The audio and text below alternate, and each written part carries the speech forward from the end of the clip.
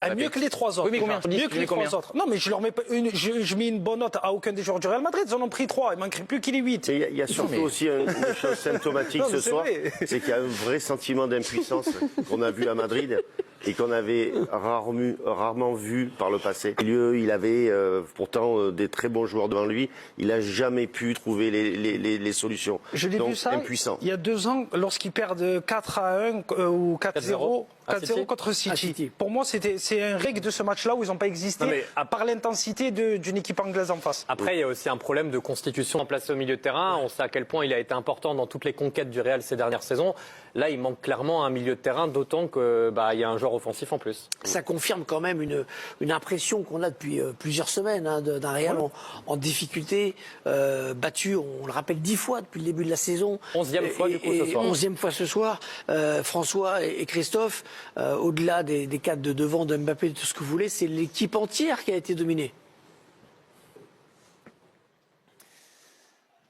Oui, c'est un ensemble qui s'est lézardé au fil des minutes. Autant en première période, on sentait ce Real capable de faire planer une menace devant le but de Raya. Autant en deuxième mi-temps, on n'a plus rien vu de tout ça. On a vu surtout un Real submergé. Ah oui, c'est clair, ils ont été complètement la tête sous l'eau, les joueurs madrilènes. En même temps, j'ai envie de dire, c'est pas vraiment une surprise collectivement. Depuis le début de la campagne de Ligue des Champions, ils n'ont jamais archi dominé leurs adversaires.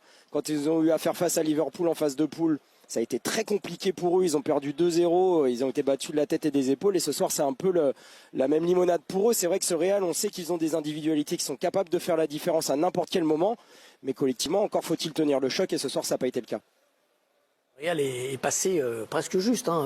La première phase, ils ont été longtemps potentiellement éliminés et se sont qualifiés que pour les barrages. Est-ce que vous voulez entendre le héros du soir, Declan Rice? Ce serait bien. Eh bien, écoutons-le. It's been in the locker, but I've hit the wall too many times or it's gone over the bar and originally we was going to cross it and then je pensais que j'allais centrer, j'ai vu le mur s'écarter, donc pour le premier but j'ai juste tenté ma chance. C'était une question de feeling et sur le deuxième j'ai eu la confiance de le tenter, de le mettre là. Je suis très heureux, très excité. Et en plus on a fait un clean sheet. C'était incroyable.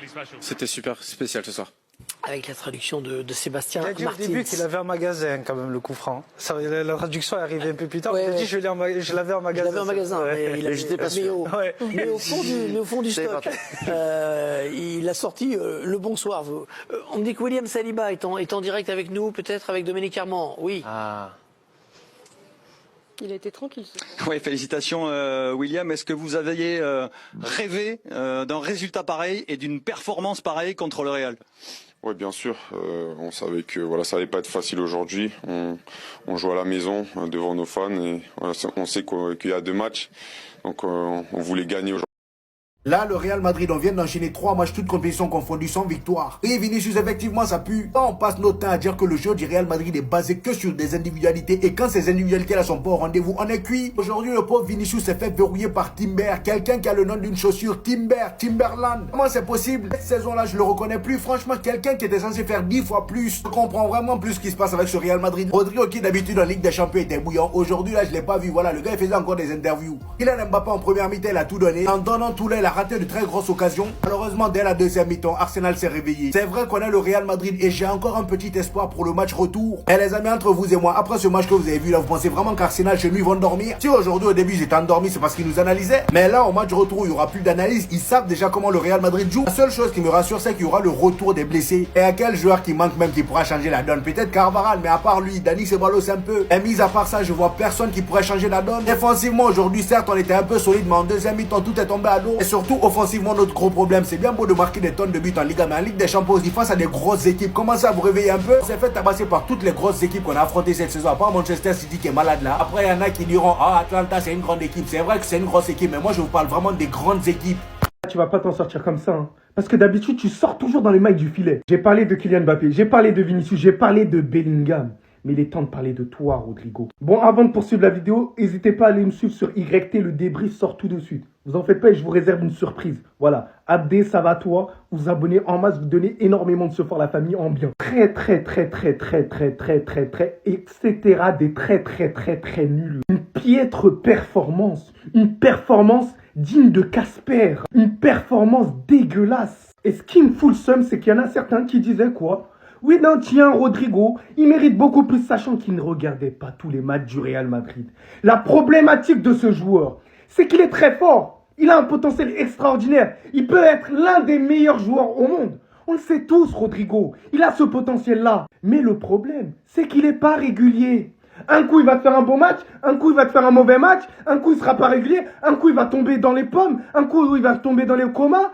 Et t'as l'impression, j'en perds mes mots, les gars. C'est un truc de ouf. Il est trop imprévisible. Et c'est frustrant. C'est frustrant d'avoir autant de talent, mais ne pas réussir à l'exploiter d'une manière. C'est énervant. T'as vu, je vais enlever ça direct. Voilà. Comme ça, là, je suis à mon prime. Carlo Ancelotti, je t'ai déjà expliqué un truc. Dégage! Dégage de mon club! Mais sors! T'es nul! T'es claqué! Aucun fond de jeu! Tu vaux rien! Commence à en avoir marre! On s'est fait piétiner contre une équipe qui se fait piétiner! Voilà, j'ai envie de mourir aujourd'hui! C'est une dinguerie! 3-0! Allez, Mireille! Allez, Mireille! Allez, Mireille! J'ai dû subir ça!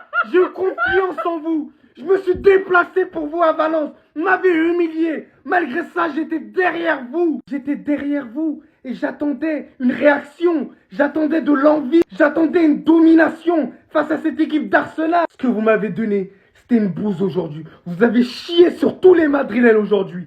Tous les joueurs, je vais vous attraper aujourd'hui! Mais c'est toi le premier! Dégage du club! Laisse un entraîneur qui a beaucoup plus de volonté, beaucoup plus d'ambition dans le jeu! T'es nul!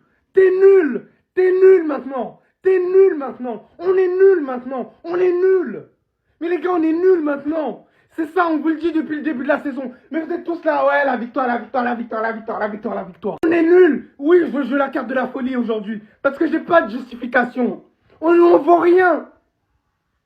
Voilà, j'ai rien à dire là. J'espère que t'as bien vu, t'étais en 4K à l'Emirates pour voir ton équipe se faire gifler, se faire tarter, se faire botter. Une équipe qui n'a même pas de numéro 9, qui a la moitié de son équipe qui est blessée. Son effectif, il est décimé et on arrive quand même à se faire botter par une équipe qui ne gagne jamais personne en LDC. Mais voilà, c'est les fruits d'un Real Madrid galactique où on préfère vendre des maillots que produire du football. L'année dernière, le Real, c'est 2 défaites. 2 défaites à l'extérieur contre l'Atlético. 0 défaite en Ligue des Champions. Un Real Madrid solide défensivement avec une charnière qui faisait peur. Résultat, aujourd'hui, Nacho, dans mes rêves, j'en rêve.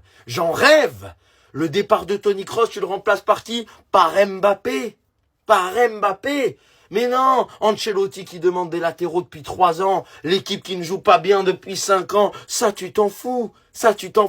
Mais là, qu'est-ce qui se passe? C'est là que tu vas te mettre à commencer à recruter des putains de joueurs parce qu'on se fait manger, mais j'ai même pas d'adjectif. On s'est fait humilier devant la planète entière. Quand est-ce que tu vas sortir le chéquier et me faire un putain de mercato pour me recruter des milieux, des latéraux, des défenseurs, des postes auxquels on a besoin de se renforcer, contrairement à prendre des Kylian Mbappé qui n'ont servi à rien dans cet effectif. Finalement, le football a été récompensé pour une fois. Ce soir, il y a eu un paiement refusé pour le Real Madrid. 3-0 à l'Emirates Stadium. Mais Declan Rice, quel joueur aujourd'hui ce soir dans le match? Il a été flamboyant. Déjà, le match commence avec un peu de difficulté du côté d'Arsenal et Thibaut Courtois qui se transforme en son prime. Ici, on le voit bien faire un double arrêt. Donc pour moi, Thibaut Courtois qui fait le match de sa vie veut forcément dire qu'il est venu pour qualifier le Real Madrid. Logiquement, j'avais commencé à perdre espoir. J'avais réellement commencé à perdre espoir jusqu'à ce que Declan Rice décide d'envoyer une missile à Thibaut Courtois. Regardez de là où il frappe le ballon, la frappe qui contourne légèrement le barrage et qui se loge finalement dans le filet de Thibaut Courtois. En plus de ça, il va célébrer à la Cristiano Ronaldo devant le public. Et moi qui croyais que le Real allait revenir à un but partout, Declan Rice, une seconde fois, à la 69e minute, minute par minute, seconde par seconde, décide d'envoyer encore un coup franc dans la lucarne de Thibaut Courtois. Quand j'ai vu le second coup franc, je croyais que je rêvais jusqu'à ce que je vois cette célébration. Rice qui monte sur le panneau publicitaire et célèbre devant le public. Tous les Gunners réunis. Comme je l'avais dit au début de la vidéo, le football avec le grand F a été récompensé cette nuit. Et moi qui croyais que ça allait s'arrêter à 2-0, non. Merino, à la 74e minute, décide d'enterrer une fois pour toutes le grand Real Madrid. Qu'est-ce que je suis content les gars. Dites-moi ce que vous en pensez dans les commentaires. C'est trop. On perd le match 2-0. Ta solution c'est Vasquez. Tous les masques vont tomber, j'en ai rien à faire. 15 fois plus tu devais en faire, t'en fais 10 fois moins. Une percussion réduite, tarde à faire les dernières passes. Toi et ton pote, le deuxième brésilien. On est en avril, tous les deux réunis, vous avez marqué que 5 buts en 2025. C'est bien beau d'interagir comme ça sur le terrain, t'étais choqué devant les coups francs de Declan Rice. Ils sont où tes buts dans tout ça? Non, tes buts dans tout ça, ils sont où? C'est quand qu'on formule l'offre pour l'Arabie Saoudite nous-mêmes. Moi je l'envoie si vous voulez en aéroport. Je savais que t'allais te faire mélanger. Mais à ce point-là, un peu de dignité. Mais le fait que tu t'es fait bousiller par Saka, tu provoques les premiers coups francs. Alaba demande à la base une reconversion dans l'axe parce qu'il n'a plus les capacités physiques nécessaires pour devenir un bon latéral. Tu fais quoi? Alors qu'il n'a pas joué là-bas depuis des années, la dernière fois qu'on l'a vu Salah qui s'est fait mélanger, tu le mets latéral. Alors qu'on a Fran Garcia, l'un des latéraux les plus physiques qu'il se doit dans le football. On perd des euros, tu fais rentrer Vasquez. C'est ça la solution? C'est le seul aux côtés de Bellingham que je respecte infiniment, qui a envie de dire merci. On devait perdre ce match, combien ça veut dire 5-0 sans ce mec? Le nombre de caviar qu'il a envoyé en attaque. Le nombre de caviar qu'il a envoyé en attaque. Et je parle d'attaque. C'est ça ce que j'appelle une attaque, moi. Ça fait beaucoup trop longtemps. Ne voyez pas, les gars, que je joue un rôle derrière tout ça. Que je vous montre que je suis heureux, que je suis confiant, que je suis serein. La vérité dans tout ça, c'est que je souffre, on n'en peut plus.